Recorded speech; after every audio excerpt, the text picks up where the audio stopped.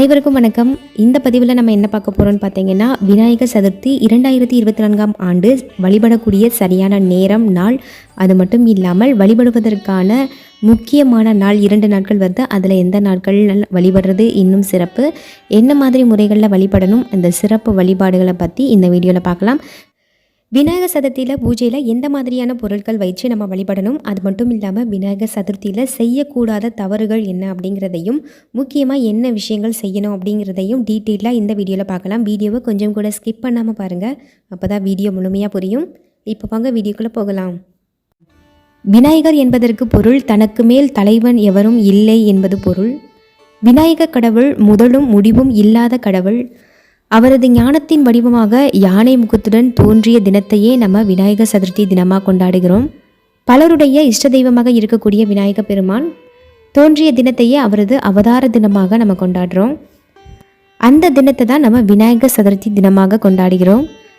இந்த நாட்களில் பார்த்திங்கன்னா விநாயகரை விரதமிருந்து வழிபடுவது பார்த்திங்கன்னா விநாயகர் சதுர்த்தியின் போது ரொம்ப நம்மளுக்கு சிறப்பான நன்மைகள் பல கிடைக்கும். அது மட்டும் இல்லாமல் வட இந்தியர்கள்லாம் பார்த்திங்கன்னா 10 நாட்கள் விநாயகர் சதுர்த்தியை சிறப்பாக கொண்டாடுவாங்க. தமிழ்நாட்டை பொறுத்த வரைக்கும் 10 நாட்கள் கொண்டாடுறவங்களும் இருக்காங்க. அதே நேரத்தில் 3 நாட்கள் வைத்து வழிபட்டு விசர்ஜனம் செய்கிறவங்களும் இருக்காங்க. முழுமுதற் கடவுளான விநாயகர் பெருமான் அவதரித்த தினத்தை தான் விநாயகர் சதுர்த்தி தினமாக கொண்டாடிட்டு வரோம். இந்த விநாயகர் சதுர்த்தி விழா பார்த்திங்கன்னா கொண்டாடுவதற்கான முக்கிய காரணம் என்ன அப்படின்னு தெரிஞ்சுக்கிட்டோம். இப்போ எந்த நாட்கள் கொண்டாடுவது சிறப்பு அப்படிங்கிறத பார்க்கலாம். ஆவணி மாதத்தில் வர வளர்பிறை சதுர்த்தி திதியில் தான் விநாயகர் பெருமான் அவதரித்தார் என்று புராணங்கள் சொல்லப்படுது. இந்துக்கள் கொண்டாடுற மிக முக்கியமான விழாக்களில் பார்த்திங்கன்னா விநாயகர் சதுர்த்தி தான் மிக முக்கியமான விழாவாக சொல்லப்படுது. ஆவணி மாதம் என்றாலே விநாயகர் வழிபாட்டிற்குரிய ஒரு சிறந்த மாதம். இந்த மாதத்தில் தான் விநாயகர் உதித்தார். அதனால் இந்த மாதம் பார்த்திங்கன்னா விநாயகர் சதுர்த்தி கொண்டாடப்படுது. அவர் பிறந்த நாளாக இந்த நாள் கொண்டாடப்படுது. இந்த விநாயகர் சதுர்த்தி நாளில் வீட்டில் எப்படி சிறப்பான முறையில் நம்ம வழிபாடு செய்யணும் அப்படிங்கிறத பார்க்கலாம். முதல்ல பார்த்திங்கன்னா விநாயகர் சதுர்த்தி அன்னைக்கு களிமண்ணால் செய்யப்பட்ட விநாயகரை வாங்கி வழிபடுறது தான் இதோடைய முக்கிய நோக்கம். களிமண்ணால் செய்யப்பட்ட விநாயகரை வீடுகளிலோ பொது இடங்களிலோ வைத்து நம்ம பூஜை செய்கிறது தான் இதோடைய வழக்கம். அது மட்டும் இல்லாமல் 3 நாள் பூஜைகளிலும் வழிபாட்டில் பார்த்திங்கன்னா நெய்வேத்தியம் வைக்கிறது ரொம்ப முக்கியமானது. அது மட்டும் இல்லாமல் அவருக்கு பிடித்த மாதிரியான நெய்வேத்தியங்கள் வைக்கிறது இன்னும் சிறப்பு. என்ன மாதிரியான நெய்வேத்தியங்கள் வைக்கலாம் அப்படிங்கிறத பார்க்கலாம். கொழுக்கட்டை, மோதகம், அப்பம், சுண்டல், அவல், பொரி, பழங்கள், இது மாதிரியான நெய்வேத்தியங்கள்லாம் வைக்கலாம். இதில் வெற்றிலைப்பாக்கு, வாழைப்பழம் வைக்கணும். அது மட்டும் இல்லாமல் விநாயகருக்கு பிடித்த அருகம்புல் மாலை அணிவிக்கிறது இன்னும் சிறப்பு. விநாயகருக்கு பிடித்த மாதிரியான நெய்வேத்தியங்கள் எது வேணாலும் படைக்கலாம். ஏன்னா கரும்பு இது மாதிரி கூட நெய்வேத்தியமாக வச்சு படைக்கிறவங்களும் இருக்காங்க. அது மட்டும் இல்லாமல் யானை முகத்தோனை விநாயகருக்கு யானைகளுக்கு பிடித்த மாதிரியான பொருட்கள் எல்லாத்தையும் கூட நம்ம நெய்வேத்தியமாக வைக்கிறது ரொம்ப சிறப்பு. இந்த மாதிரி முறைகளில் 3 நாட்கள் இல்லைன்னா 5 நாட்கள் வீடுகளில் வச்சு சிறப்பாக வழிபாடு செய்யணும். இந்த மாதிரி வழிபாடுகள்லாம் செஞ்சதுக்கப்புறம் 5ஆவது நாள் முடிந்து இல்லைன்னா 3ஆவது நாள் முடிந்து பொது இடங்களில் வைத்து பூஜைகள் எல்லாம் சிறப்பாக செஞ்சதுக்கப்புறம் நீர்நிலைகளில் கூட களிமண்ணால் செய்யப்பட்ட விநாயகரை கரைக்கும் வைபவமும் கூட சிறப்பாக நடத்துவாங்க. இப்படி கரைக்கிறதுனால பார்த்திங்கன்னா நம்மளுடைய வினைகள் கூட அந்த சிலை எப்படி களிமண்ணால் செய்யப்பட்ட சிலை கரையுதோ அதே மாதிரி நம்மளுடைய வினைகள், கஷ்டங்கள், கவலைகள் கூட கரைந்து விடும் அப்படின்னு ஒரு பெரிய நம்பிக்கையாக சொல்லப்படுது. அதனால் களிமண்ணால் செய்யப்பட்ட விநாயகரை பார்த்திங்கன்னா நீர்நிலைகளில் கரைக்கிறது ரொம்ப முக்கியம். இப்போ விநாயகர் சதுர்த்தியில் விநாயகரை வழிபடுவதற்கான முறைகள் என்னன்னு பார்த்துட்டோம். இப்போ எந்த நாட்கள் வைத்து எந்த நேரத்தில் வழிபடணும், எந்த நேரங்களில் விசர்ஜனம் பண்ணணும் அப்படிங்கிறத பார்க்கலாம். விநாயகர் சதுர்த்தி அன்று பார்த்திங்கன்னா விநாயகரை வழிபடக்கூடிய சரியான நேரம்னு பார்த்திங்கன்னா செப்டம்பர் 7ஆம் தேதி, ஆவணி 22ஆம் தேதி சனிக்கிழமை கொண்டாட இருக்கிறோம். ஆனால் செப்டம்பர் 6ஆம் தேதி மதியம் பார்த்திங்கன்னா 1:48 மணிக்கே பார்த்திங்கன்னா சதுர்த்தி திதி ஆரம்பிச்சிருது. செப்டம்பர் 6ஆம் தேதி 1:48க்கு தொடங்கி செப்டம்பர் 7ஆம் தேதி பகல் 3:38 வரை இருக்குது.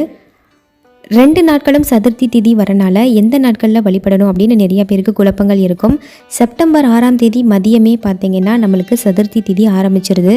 ஆனால் இருந்தாலும் சூரிய உதயம் எப்போ வரும் பொழுது சதுர்த்தி திதி வருதோ அந்த தினத்தை தான் நம்ம விநாயகரை வச்சு வழிபடுறதுக்குரிய சரியான நேரம். அதனால் பார்த்திங்கன்னா செப்டம்பர் 7ஆம் தேதி அதிகாலை பார்த்திங்கன்னா சூரிய உதயத்திற்கு பிறகு நம்ம விநாயகரை வழிபட சரியான நேரம். அதனால் நம்ம அந்த நாளை கணக்கில் வச்சு தான் நம்ம வழிபாடையே தொடங்கணும். அன்று சனிக்கிழமை என்பதனால காலையில் 9 மணிலேருந்து 10:30 மணி வரை ராகு காலமாக இருக்குது. அதுக்கப்புறம் பார்த்திங்கன்னா பகல் 1:30லேருந்து 3 மணி வரைக்கும் யமகண்டமாக இருக்குது. அதனால் இந்த நேரங்களில் தவிர்த்துட்டு பகல் 1 மணிக்குள்ளே பார்த்திங்கன்னா விநாயகரை வழிபடுவதற்குரிய சரியான நேரம்.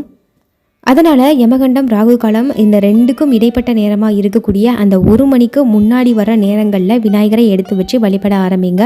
அந்த நேரங்கள்லேருந்து கணக்கு பண்ணி 3 நாட்களோ 5 நாட்களோ வீட்டில் சிறப்பான முறையில் பூஜைகள் செஞ்சு சிறப்பாக வழிபடுங்க. இப்போ எந்த நாட்கள் வழிபடணும், எந்த முறையில் வழிபடணும் அப்படிங்கிறத பார்த்தாச்சு. இப்போ முதல்ல நான் வந்து விநாயகரை நம்ம வீட்டுக்கு வந்ததுக்கப்புறம் நம்ம மணப்பலகையில் அமர்த்தி நம்ம வெளியில் ஆரத்தி எல்லாம் காமிச்சிட்டு அதுக்கப்புறம் தான் நம்ம விநாயகரை பார்த்திங்கன்னா உள்ளே வந்து அழைப்போம். அந்த மாதிரி அழைக்கும் நேரத்தில் பார்த்திங்கன்னா விநாயகருக்கு பார்த்திங்கன்னா கண் வந்து வைக்கணும். குன்றின் மணி பார்த்திங்கன்னா கூடவே கொடுப்பாங்க. அப்படி கொடுக்காத நேரத்தில் நீங்கள் வந்து தனியாகவே வந்து குன்றின் மணி வாங்கி விநாயகருக்கு பார்த்திங்கன்னா 2 கண் வைக்கணும். அதுக்கப்புறம் பார்த்திங்கன்னா களிமண் கொஞ்சம் எக்ஸ்ட்ராவே கொடுப்பாங்க. இல்லைன்னா நீங்கள் களிமண் வந்து கொஞ்சம் அதிகமாக வந்து வாங்கிட்டு அதுக்கப்புறம் பார்த்திங்கன்னா வயிற்றில் வந்து தொப்பை இருக்கிற பகுதியில் விநாயகருக்கு பார்த்திங்கன்னா காயின் வந்து வைக்கணும். 1 ரூபா காயின் இல்லைனா ஒரு 5 ரூபா காயின் வந்து வைக்கிற மாதிரி வைக்கணும். இதில் நம்ம செய்யக்கூடாத தவறுகள் அப்படின்னு பார்த்திங்கன்னா கண் வைக்காமல் நம்ம விநாயகரை உள்ளே அழைக்கவே முடியாது. அதனால் பார்த்திங்கன்னா கண் வைத்துட்டு அதுக்கப்புறம் நம்ம எருக்கம்புல் மாலையோ இல்லை பார்த்திங்கன்னா அருகம்புல் மாலையோ விநாயகருக்கு அணிவிச்சிட்டு அதுக்கப்புறம் பார்த்திங்கன்னா நம்ம வீட்டு தலைவர் இல்லைன்னா நம்ம வீட்டில் முக்கியமாக வந்து இருக்கிற நம்ம குழந்தைங்களா இருந்தாலும் சரி இல்லைன்னா நம்மளுடைய கணவராக இருந்தாலும் சரி அவர் மூலமாக பார்த்திங்கன்னா வீட்டுக்குள்ளே வந்து மணப்பலகை அவங்க எடுத்துகிட்டு வர மாதிரி பார்த்துக்கணும்.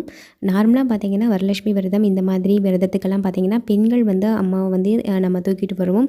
விநாயகர் சதுர்த்தி இது மாதிரி விஷயங்கள்லாம் பார்த்திங்கன்னா வீட்டில் இருக்க ஆண் தலைவர் பார்த்திங்கன்னா விநாயகருடைய மணப்பலகையை எடுத்துகிட்டு வர மாதிரி வந்து செய்யணும். அதுக்கப்புறம் பார்த்திங்கன்னா எந்த பூக்களாலும் நம்ம வந்து விநாயகருக்கு நம்ம அர்ச்சனை செய்யலாம். ஆனால் 21 அப்படிங்கிற எண்ணிக்கையில் நம்ம அர்ச்சனை செய்கிறது ரொம்ப சிறப்பானது. இதில் எந்த பூக்கள் இருந்தாலும் எருக்கம்பூ அருகம்புல் மாலை வந்து இருக்கிற மாதிரி பார்த்துக்கோங்க. ஏன்னா இது ரெண்டுமே வந்து விநாயகருக்கு ரொம்ப வந்து பிடித்த மாதிரியான ஒரு பொருள். அதனால் கண்டிப்பாக பூஜையில் இந்த 2 பொருட்கள் இருக்கிறது ரொம்ப அவசியம். எருக்கம்பூ பார்த்திங்கன்னா வெள்ளை எருக்கம்பூ தான் வந்து ரொம்ப முக்கியமாக நம்ம விநாயகருக்கு வந்து போடணும். அதுக்கப்புறம் ஏற்கனவே பார்த்திங்கன்னா நெய்வேத்தியம் எல்லாமே சொல்லிட்டேன். நம்மளால் என்ன நெய்வேத்தியம் முடியுமோ அது எல்லாமே வைக்கலாம். முக்கியமாக பார்த்திங்கன்னா வாழைப்பழம் வந்து வைக்கணும். ஏன்னா வெற்றிலைப்பாக்கு வாழைப்பழம் வந்து வைக்கிறது ரொம்ப சிறப்பு விநாயகர் சதுர்த்தியை பொறுத்த வரைக்கும். நம்ம வீட்டுக்கு அழைத்த விநாயகரை பார்த்திங்கன்னா 3 நாட்கள் இல்லைனா 5 நாட்கள் தொடர்ந்து பார்த்திங்கன்னா நெய்வேத்தியம் வச்சு பூஜை பண்ணணும். நம்ம வந்து நெய்வேத்தியம் வந்து தொடர்ந்து 3 நாட்கள் வைக்க வேண்டியது ரொம்ப ரொம்ப அவசியம். நம்ம எப்படி முதல் நாள் அழைத்து நம்ம நெய்வேத்தியம் வச்சு பூஜை பண்ணுறோமோ அதே மாதிரி ஒவ்வொரு நாளும் வந்து தீபதூப ஆராதனை எல்லாம் காமிச்சு நம்ம நெய்வேத்தியம் வைக்கிறது ரொம்ப ரொம்ப அவசியம்.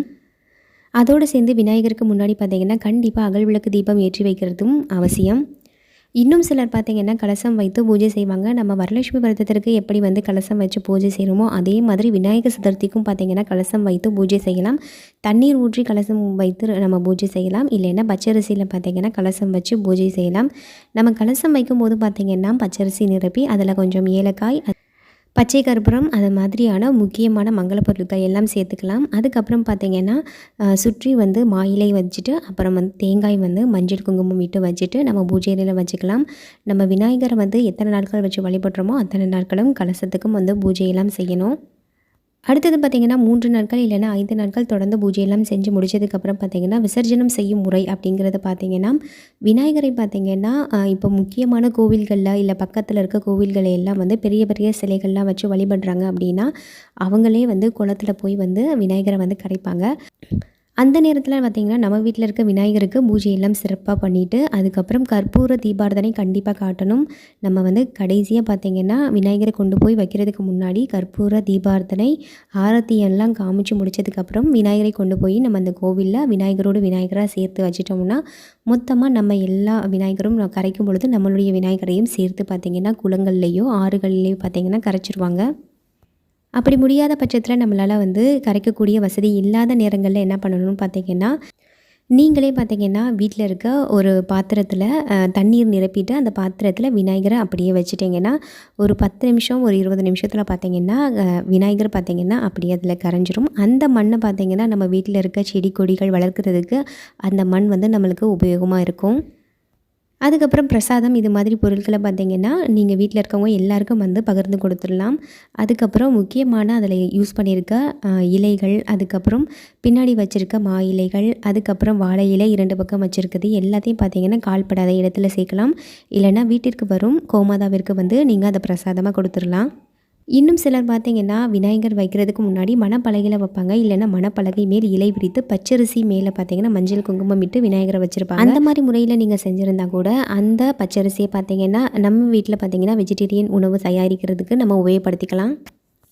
இந்த மாதிரி முறையில் பார்த்தீங்கன்னா விநாயகர் சதுர்த்தி வந்து சிறப்பான முறையில் வந்து செயல்படலாம்.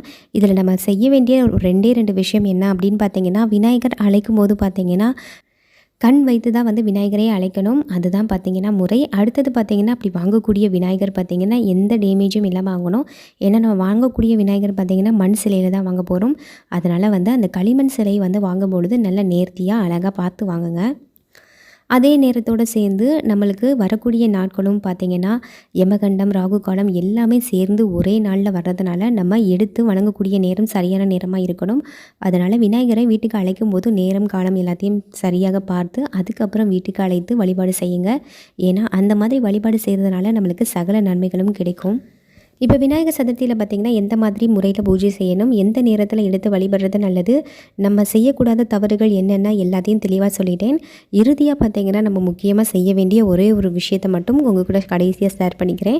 நம்ம விநாயகர் சதுர்த்தியில் வந்து நம்ம பூஜை செய்யும் பொழுது பார்த்திங்கன்னா மஞ்சளில் வந்து விநாயகர் பிடித்து வச்சு வழிபடணும்.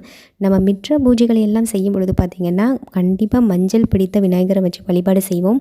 ஆனால் கண்டிப்பாக விநாயகரை தானே வச்சு வழிபாடு செய்கிறோம், மஞ்சள் பிடிக்கணுமா அப்படின்னு நிறைய பேருக்கு சந்தேகங்கள் வரும். கண்டிப்பாக விநாயகர் சதுர்த்தி பூஜையிலையும் மஞ்சள் பிடித்த விநாயகர் வச்சு பூஜை செய்யணும். ஏன்னா முக்கியமான வரலாறே பார்த்திங்கன்னா இங்கே தான் ஆரம்பிக்குது. பார்வதி தாயார் பார்த்திங்கன்னா முதல்ல வந்து விநாயகர் அவதாரம் தோன்றியதற்கு முன்னாடி மஞ்சளில் பிடித்த விநாயகரிலிருந்து உருவானவர் தான் நம்ம விநாயக பெருமான்.